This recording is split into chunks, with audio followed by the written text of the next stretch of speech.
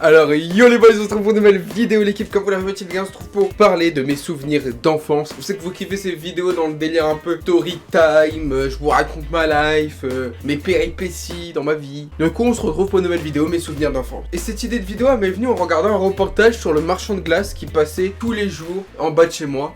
Comme d'habitude les gars, si vous kiffez ce genre de vidéo où je vous raconte ma vie, un petit pouce bleu, il y a 10 000 likes, un nouvel épisode avec story time ou anecdote, ainsi de suite. Dites-moi en commentaire, à vous, quels sont vos souvenirs qui vous ont marqué dans votre enfance. Abonne-toi si t'es pas déjà abonné. Le Instagram overtake-du-amigol. Allez, c'est parti les gars. Alors, premier souvenir, comme je disais juste avant dans l'intro, c'est ce qui m'a donné l'idée de faire cette vidéo. Le marchand de glace, Oscar. Et moi, en fait, c'est quelque chose qui m'a marqué quand j'étais petit, parce qu'en fait, si vous voulez, je sortais de l'école à 16h30 tranquillement, et j'avais à peine le temps de monter chez moi. En fait, elle venait avec son camion de glace juste en bas, mais vraiment juste en bas de chez moi.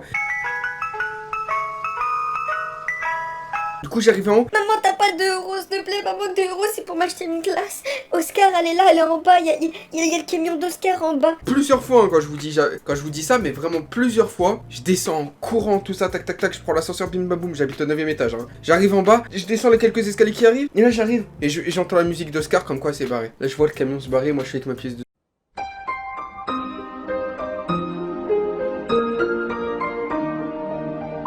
Et je remonte chez moi. Et ainsi de suite. Et ça plusieurs fois. J'avais le seum.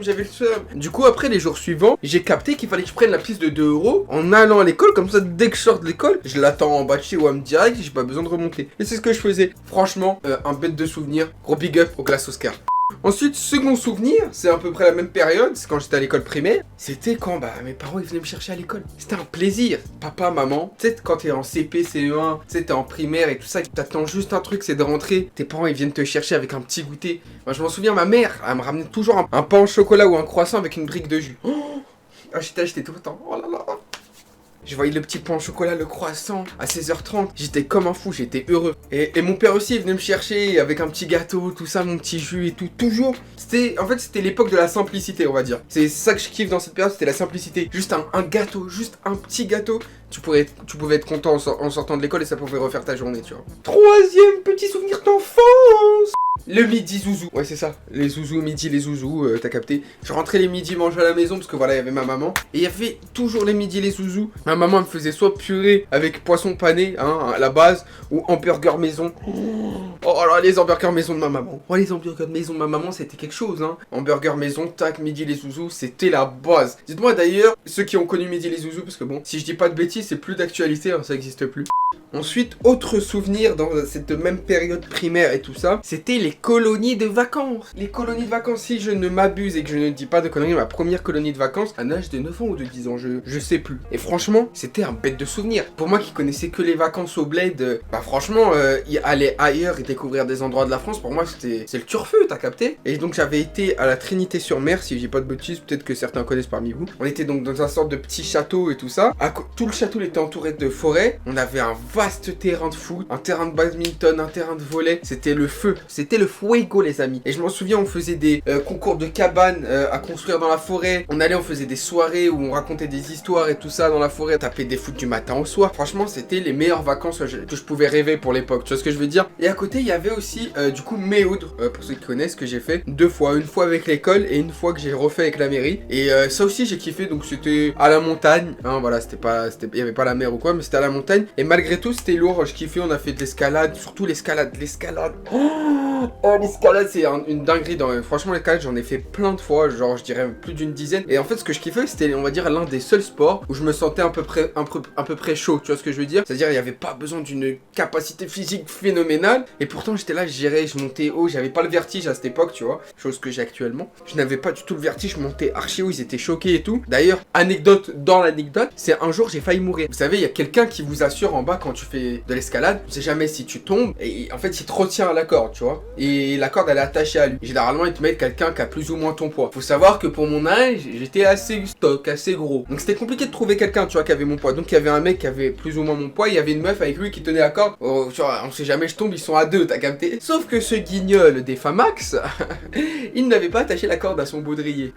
Donc je tombe, la corde avait glissé de ses mains et évidemment je meurs. Et donc j'escalade, et je lui demande en fait de me de me tendre la corde. Bah oui, parce qu'en fait, il faut que la corde elle soit toujours tendue, tu vois, quand tu grimpes, pour justement éviter que si tu tombes, bah voilà, t'as capté. Et je vois qu'il me répond pas d'en haut ou il m'entend pas et tout. Moi, je me dis, Osef, je continue de grimper. Et je vois la corde, elle est mou. Et là, en fait, j'ai grimpé au moins 5 ou 10 mètres supplémentaires. Et je me rends compte qu'en fait, il est pas en train de s'occuper de moi. T'as capté, en fait, j'ai aucune sécurité parce que la corde, elle est toute molle, tu vois. Et là, je crie, j'appelle et tout. Là, il y a le moniteur, il arrive en courant sur le bougre. Et il voit la corde même pas attachée à son baudrier. Et il parle avec l'autre meuf. Donc, à tout moment, tu sais, je faisais une chute de 15 mètres au calme zère. Mais c'est pas grave, je suis pas mort, je suis encore là, t'as capté. Souvenir de fou malade. Souvenir de colonie, tout ça terminé. À cette même période en école primaire, ce que je kiffais, c'était dormir chez mes cousins. Je voulais constamment dormir chez mes cousins parce que je m'amusais avec eux.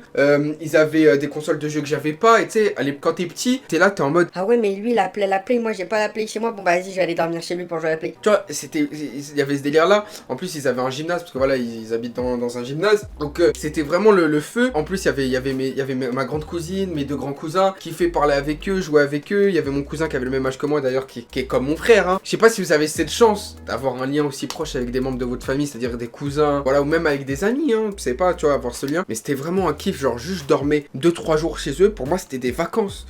Genre j'ai l'impression que j'avais été dans un autre pays, frère, tu vois, alors que j'ai juste changé de maison. Mais j'étais avec d'autres personnes et on kiffait. Et justement, comme je vous le disais, ils habitaient dans un gymnase. Ce gymnase-là, c'est toute notre enfance. C'est là-bas, on allait, on faisait notre sport. Entre guillemets, notre sport pour nous, c'était quoi? C'était du trampoline tous les jours.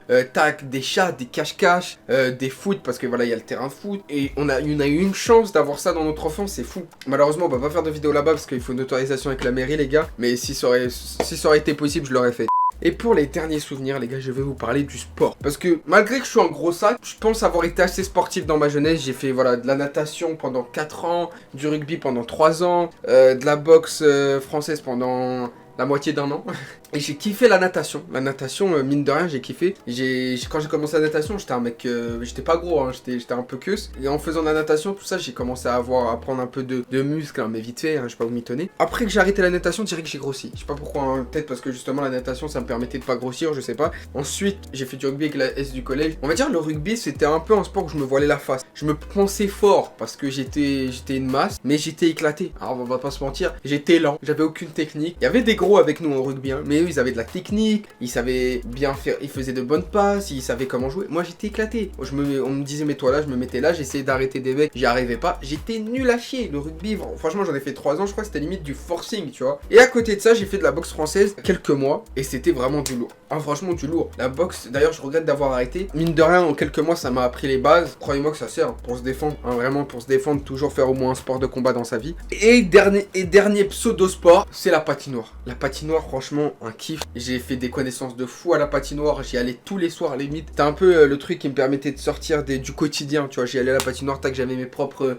hockey, enfin patins hockey, voilà. J'y allais, tac, bim bam boum, je connaissais ce qui t'a fait là-bas, c'était vraiment un kiff total la patinoire. Enfin bref les gars, je vous ai pas dit tous mes souvenirs hein, d'enfance, parce que sinon la vidéo va jamais se terminer. Si vous avez kiffé cette vidéo, n'hésitez pas à lâcher un petit pouce bleu. Et dites-moi en commentaire si vous voulez un épisode 2 où je vous raconte d'autres souvenirs d'enfance, et même avec Mijon le pigeon qui vous racontera ses souvenirs. Sur ce, c'était Overtake, la pastèque, prenez soin de vous et de votre famille, parce que vraiment les gars, la famille c'est important. Ciao les boys.